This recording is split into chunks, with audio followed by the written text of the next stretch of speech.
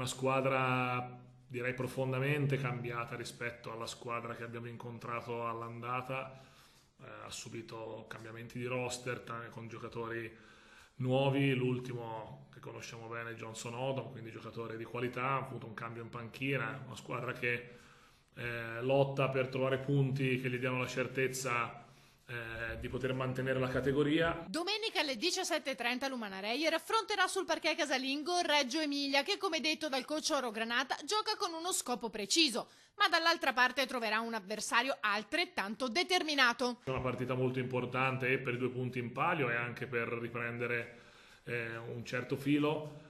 quindi è una partita che di per sé, mancandone così poche, diventa una partita importante e difficile da affrontare secondo me con grande umiltà e da affrontare con un atteggiamento già da playoff, e quindi in questo confido molto anche nell'atteggiamento del pubblico, che dovrà essere caloroso e presente per poterci spingere e soprattutto per entrare in quel clima che ci possa aiutare anche per l'inizio dei playoff, che però saranno dopo ancora 2 giornate, quindi